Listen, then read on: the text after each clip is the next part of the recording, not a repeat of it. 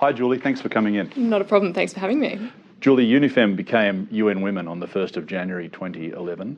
Looking back over the time since then, what do you see as the major achievements of UN Women? I think the launch itself of UN Women in Australia was a huge achievement for us. We'd been operational in Australia for about 20 years, but actually the new brand and the new mandate, which increased our scope from not just being a development agency, but actually being an agency empowered to achieve gender equality globally, was a significant shift for us.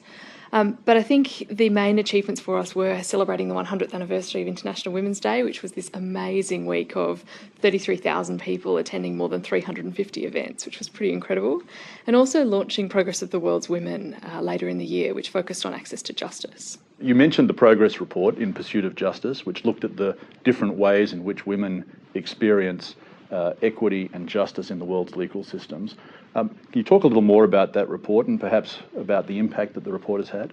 Absolutely, Michael. It was a fantastic night to launch the report here at Allens and have events across the country to mark the launch of what was probably the most substantial contribution to justice worldwide for women in the last couple of decades. Essentially, the report looked at justice under a number of different frameworks. So it looked at violence against women, it looked at access to critical services, it looked at the provision of legal aid and legal services, and it also looked at sort of government constitutions and policies and how they empowered or disempowered women. There were some really interesting findings in that report, like the fact that 127 countries have gender equality enshrined in their constitution, and more than 100 countries also have legislation specifically outlawing domestic violence. But one of the things that the report raised was that laws and policies actually, as we all know, aren't enough. And it was the inherent attitudes towards women in many countries, including Australia, that continued to perpetuate inequality. So the things that came up for us here in Australia were issues around domestic violence being amongst the highest in the world, but also the access to services for women in regional and rural Australia, and particularly our Indigenous population. And so we at UN Women are now really looking at how can we actually support different programs, both here in Australia and in our region, to ensure that we actually fill the mandate of the report. As that report points out, access to justice and access to basic human rights for women is fundamental to the health and prosperity of any nation. What are some other issues which you think are fundamental issues for women that you'll be focusing on in the coming year? Broadly, Michael, I think that the biggest challenges that face women fall into three categories. So there's violence against women, there's economic empowerment, and there's leadership. And for women both here in Australia, in our region, and across the world, it seems that those three areas are the big three for women. When we talk about violence, it's access to services, it's escaping violent relationships, and it's also attitudes that perpetuate inequalities, so sexual harassment in workplaces, harassment in marketplaces in the Pacific's a really big issue that we're focusing on this year.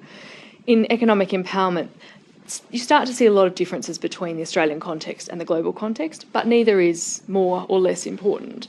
In Australia, we're looking at issues like women's superannuation, pay equity, access to decent work, and balancing family and work responsibilities.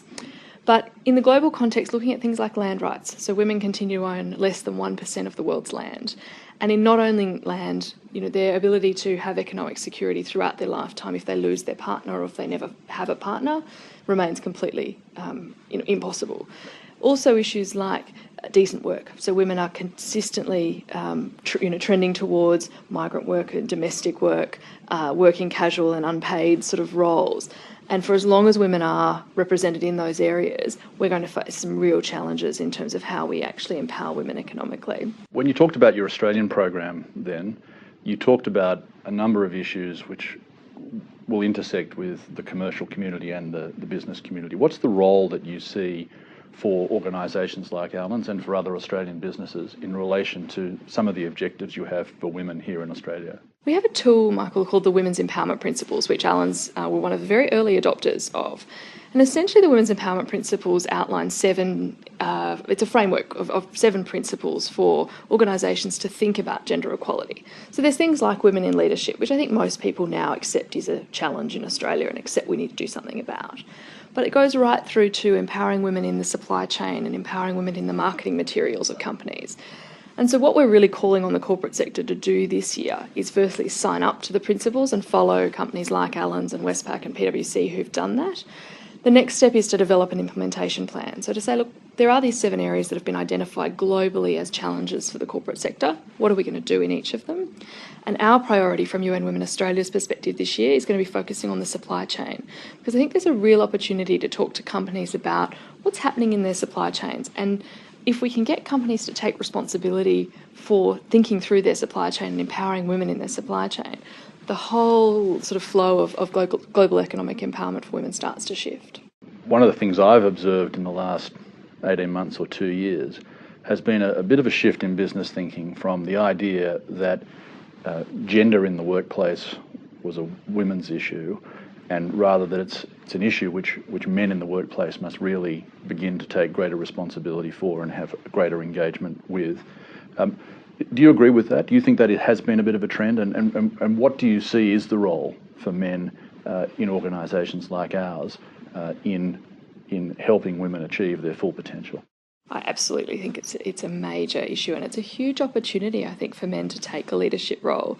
Firstly, because at the moment, across the board, they are, holding a lot of the leadership positions where policy change and attitudinal change can be led from.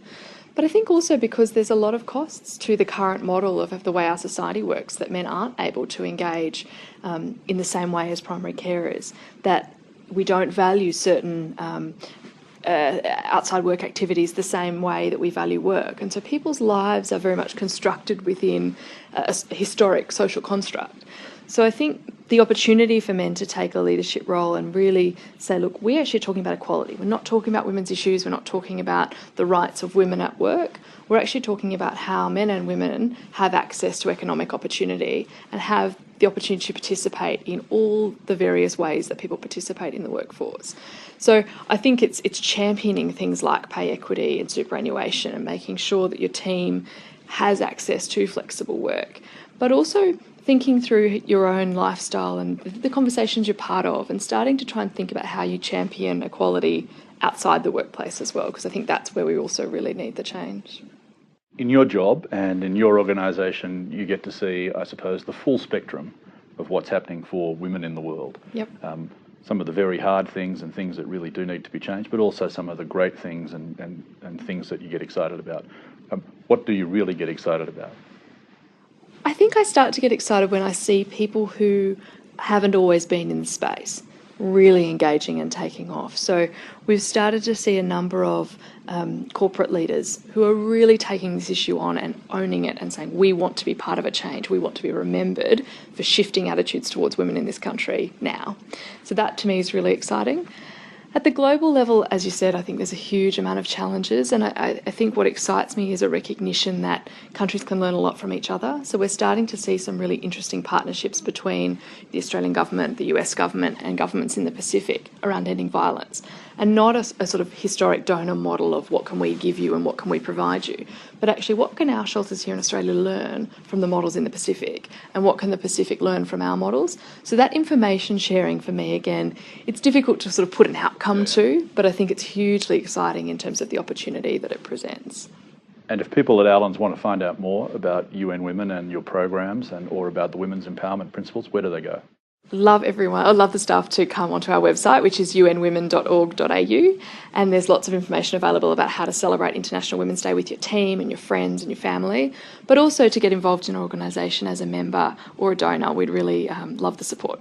I remember being at some of those lunches for the celebration of 100 years of International Women's Day, and people were talking about the development of the agenda over 100 years. What do you think are the most important changes over the last 100 years? I absolutely take my hat off to the women who fought those initial battles around access to basic fundamental rights, the right to vote, the right to continue working once you were married, the right to own property and have mortgages that didn't get signed off by your husband. And some of those rights that for my generation are completely foreign. I just think, those women fought an incredible and visionary fight. I think now we're really looking at a country that has a Sex Discrimination Act in place, a whole range of laws and policies that provide the legal framework for equality. But we're probably into the really challenging piece, which is how do you shift attitudes? How do you actually get people to think differently? And what we're realising is the laws and policies aren't enough to actually make the change. So an issue like pay equity under the law shouldn't be a problem. It remains a problem, and every single time a study comes out, people say, oh, that couldn't be true. It is true, and it's something in the way that we actually work as a society and as communities that allows it to perpetuate. So very different challenges, but neither one, I think, easier than the other. Well, Julie, thanks for coming, and enjoy the rest of International Women's Week. Thanks, Michael.